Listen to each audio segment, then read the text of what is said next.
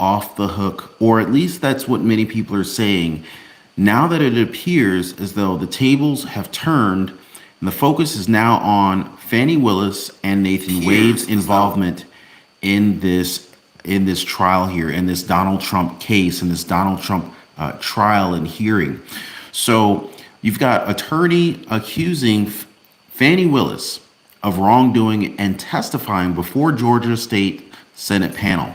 Who are we talking about here? We are talking about none other than Ashley Merchant, who is actually the attorney who is representing a co-defendant within this Trump trial. Fani Willis allegedly is being said to have paid Willis from seized or confiscated property funds, according to a lawyer. And we're going to get into all these details here and how this could literally blow this case completely wide open.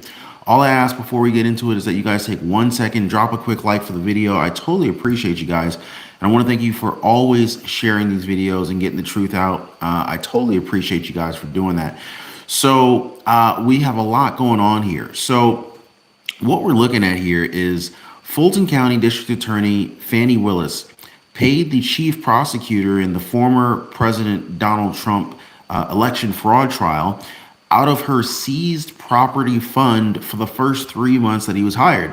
So who are we talking about? So we're talking about Fani Willis having paid Nathan Wade out of this seized property fund, confiscated property fund. And this is what a defense lawyer has claimed in the court documents that have been shared in front of the Georgia State Senate, or the Georgia Senate Committee, I should say. So Ashley Merchant, she's the attorney for the co-defendant Michael Roman. So a Trump 2020 campaign staffer basically said in court documents that Nathan Wade's first 3 months of work as a special prosecutor were paid out of the district attorney's seized property fund. So, you know, this was before he was actually paid from a general fund. Seized property, what does that mean? I don't know, maybe drug money that was seized, who knows? Your mind could wander, couldn't it, right? So anyway, she went ahead and reiterated that, you know, that claim before the Georgia State or the Georgia Senate panel special investigations committee hearing just 2 days ago, and went ahead and added the accusation that other special prosecutors were initially paid from the seized property fund as well. So the rabbit hole keeps going deeper and deeper and deeper. Meanwhile, we really haven't even talked about Trump for days in this case. And what's really interesting is that this case is about Donald Trump being investigated, not Fani Willis, not Nathan Wade, not all of this sidebar conversation, but this could very well relieve the pressure and let Donald Trump entirely off the hook on this one. But here you have Willis and Wade testifying, and there's actually something that I want to share with you guys in just a second. This is going to blow your mind. Willis and Wade testified February that they were previously in a relationship, but they insist that the relationship began after Willis hired him to oversee the prosecution. Now, we've covered this, but what we haven't gone into a lot of detail about is how much Willis was getting paid and how much lack of clarity there was in what was actually being done with allegedly taxpayer money. And according to some information that has recently surfaced, Wade earned an average of $25,149 a month for the first 26 months on the case, despite never having prosecuted a felony.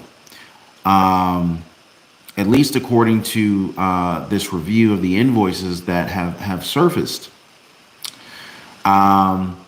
So that's quite a bit of money for someone who has what seems to be no experience or very little in this particular case, or at least this type of case. There's a lot more that I want to share with you guys, but there is a clip that I want you to listen to, and this is going to blow your mind. All right, well, explosive new allegations emerging against DA Fani Willis this week. The lawyer who exposed the potential conflict of interest between Willis and Nathan Wade testified before a special Georgia Senate committee, alleging that Wade was paid nearly double the salary of his other colleagues. Listen.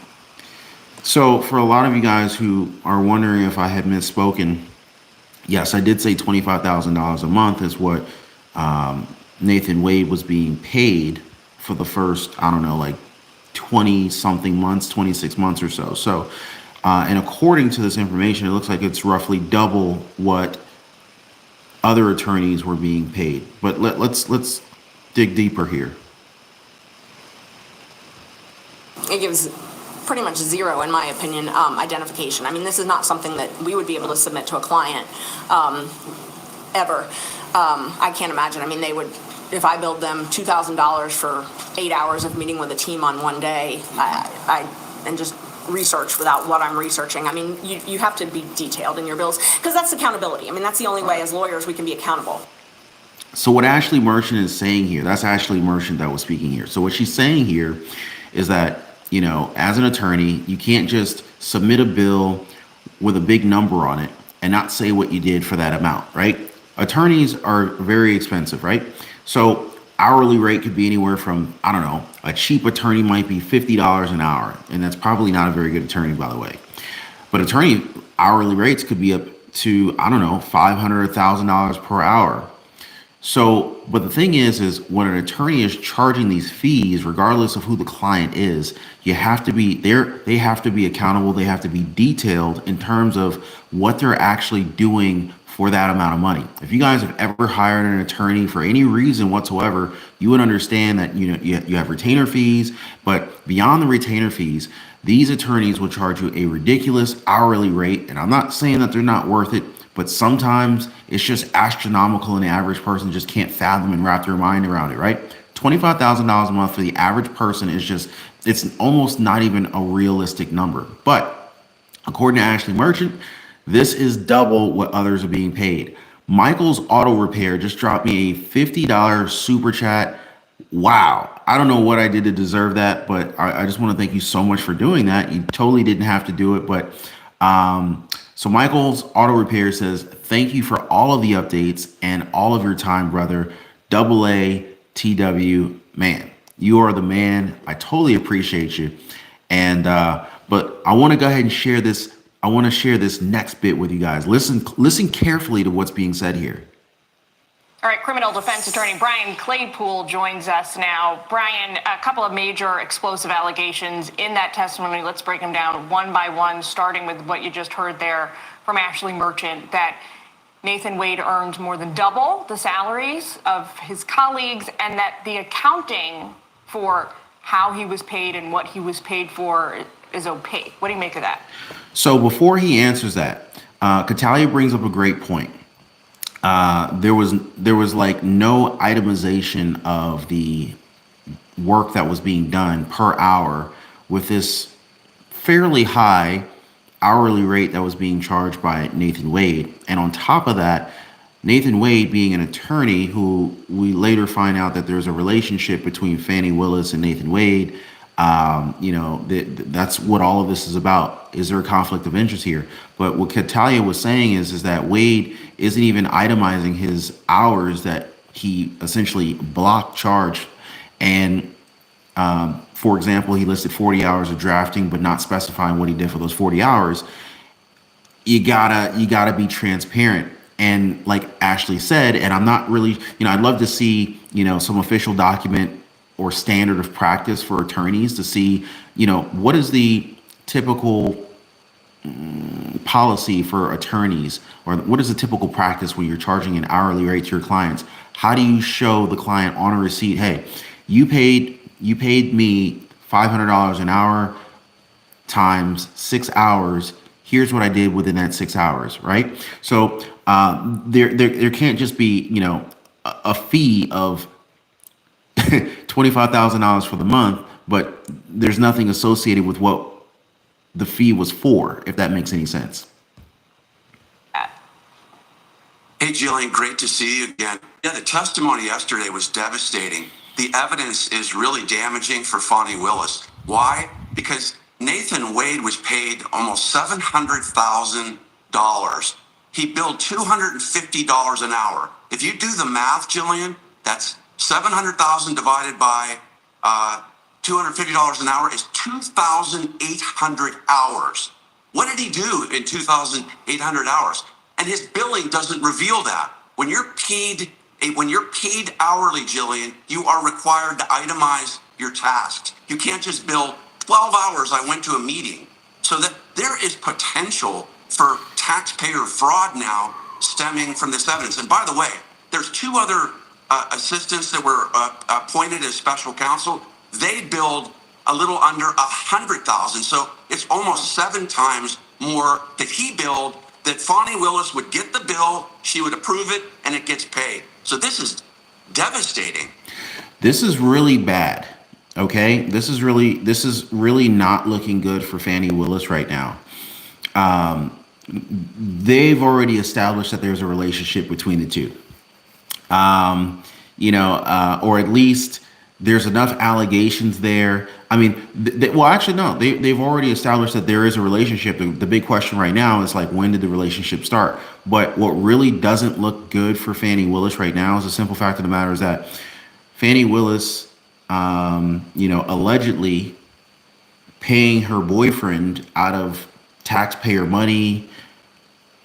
And on top of that, there's no documentation in terms of what these fees are for. It really doesn't look good. And you want to talk about a potential conflict of interest. I don't know how this gets any worse for her at this point. Beyond the fact that, simple fact of the matter is, as it was just shared, it looks like the fact that she was exposed for this, it looks like there are additional people in her office who are going to also be exposed for whatever they're doing too. So like we said the other day, it's kind of like lifting up that big rock in the backyard and finding out, oh, wow, there's a lot of bugs under this thing. What about this? This is Ashley Merchant claiming that their cell phone data that Wade took a series of middle of the night trips to Fani Willis's house before she'd even hired him. Take a listen to that. It's pinging from his house all the way down to the condo at midnight, 1 a.m. And he calls her when he gets there. And then it goes silent for 4 or 5 hours. And then, early in the morning hours, he starts pinging again, driving back, and then he texts her when he gets home. So, and this is before he gets hired in November of 21. Yes. So phone records are certainly looking like there was some form of a relationship that started long before the date that was reported during the testimony in court. So if this ultimately gets officially confirmed, Fani Willis, Nathan Wade could be looking at perjury charges. Is there going to be any jail time associated with that? We would have to cross that bridge when we get there. By the way, if you guys are enjoying the live tonight, definitely don't forget to hit the like button. Totally appreciate you guys. Thank you so much for always sharing these videos. You guys are amazing. But what do you guys think about what is going on here right now? Do you just drop me a comment down below? Do you think that, there was some fraud involved here? Do you think that there were some improper calculations of hours potentially involved here? I'm just thinking, if your girlfriend will approve your hours, and this money comes from whoever, right? If your girlfriend will approve your hours and you can put down like whatever number of hours you want, what do you think is going to happen here? So anyway, drop me some comments, guys. Let me know what you're thinking. This is exploding, and this new information is just constantly coming out. And it's wild how Donald Trump, his name almost hasn't come up in days. And this case is about Donald Trump. It's not about Fanny Pack.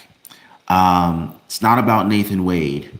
But with this new information that Ashley Merchant has been discovering and sharing and exposing, it is now taking a lot of heat off of Donald Trump and the many other co-defendants that are on trial, that are on this case right now. So, you know, and on top of that, and I'm going to talk about this in a future video. There's a lot of talk about whether or not Fani Wade. I keep saying Fani Wade as if they're married, and they're not. As a matter of fact, I think Nathan Wade was married at the time when they first started talking. But anyway, there was talk about this communication that took place between Fani Willis and the White House, specifically the vice president in the White House. New information about that had come out because a lot of people were wondering, you know, is Fani Willis a transplant? And, you know, whether or not the White House was behind this investigation all along and pushing to have this investigation, you know, take down Donald Trump. Now, here's the thing. If you are the White House and and number one, if you're the White House, let's be more specific. If you're a member of the Biden administration and you're investigating Donald Trump for election interference, you better make sure you're not interfering in the case that's investigating him for the election interference, right? Number one, because there would be a clear conflict of interest, or there would be some exposure on their behalf. That wouldn't look good for the case, and that would likely ultimately end up getting the case thrown out. But another thing in this, specifically in Fulton County, there were a number of different voter validation checks, both electronic checks and whatnot, that could have been executed on during the certification of the votes, that apparently many of those were just completely bypassed. So there's a lot of things that are coming out and getting exposed that actually are helping Trump's case. And it's making the Biden administration look pretty bad here. So anyway, drop me some comments, guys. I'm gonna jump in the comments with you guys real quick, see what you guys are saying, because this is getting more and more interesting by the day. And it's already been said, this is like a soap opera. I almost can't believe what I'm seeing on a day-to-day basis. So Tracy Evans, your reporting is awesome. Oh man, thank you so much, Tracy. I appreciate you. Katalia in here, appreciate you. Katalia is like my point guard, be dropping me information. I couldn't remember Kevin Hart's last name the other day, and she came through on the clutch. A lot of you guys came through on the clutch too. So Cash Ryan says they doing the bump and grind before the case ever started. Probably. Wade. So new MYR says Wade is still married. Divorce isn't even final. Oh, I didn't even know about that. Whoa. Let's see here. James Fournier says plus the White House communication with the New York cases as well. When all done, Trump should sue all of the districts for millions. I think if Trump gets back in the White House, there's going to be a lot of people running the other way. It's going to be like, I don't know how many of you guys remember that old school video game Pac-Man. It's going to be like when Pac-Man gets that vitamin, all the ghosts stop chasing him and they start running away, and he starts chasing the ghosts. But yeah, man, this is getting wild out here, guys.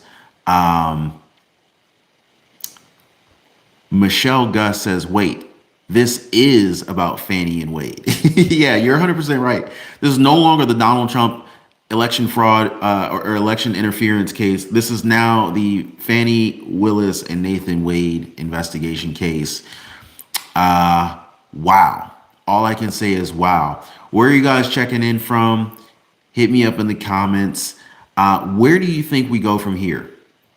Do you think that just comment down below what you guys are thinking? Where do we go from here? Will there be perjury charges placed on Fani Willis and Nathan Wade, or will there not be any perjury charges assigned to them? And what I'm even more curious about is, if they do, will there be any kind of jail time associated with that? Because I mean, I'm no lawyer, but I thought that if you lied under oath, that was a major problem, and generally speaking, like, you end up getting locked up for that. So I don't really know how that works. But this is crazy. So we got Colorado in the house. We got Freedom, man. We got Freedom Rain from Colorado. We got Hoxter from Australia. James Fournier from New Jersey. Lulu from Texas. We got the UAE. What was that? The United Arab Emirates. KK Viking Warrior. Wow. The reach on YouTube is just amazing, isn't it? Chio63 from Hacienda Heights in California. We've got Aaron Rush in Oregon. So we got a full house in here. And we also got Watch Your Eyes 2 from Canada in the house. Vicky Jones from Texas. But yeah, drop me some comments, guys. Let me know what you're thinking. Do you think Trump will get off of this case? If you think Trump will win this case because of all of this dirt that is now coming out and the evidence mounting regarding conflict of interest, if you believe that this will end up vindicating Donald Trump, type in the comments Trump wins. And if you think that this will amount to nothing and Donald Trump will still be charged, just type in Trump loses in the comment section down below. I'm gonna look at these comments after this live, and I'm really interested to see what you guys say. Anyway, I hope you guys enjoyed the live. Appreciate you guys hanging out. Thanks for liking and sharing these videos, and I'm gonna see you on the next one. Take care, guys.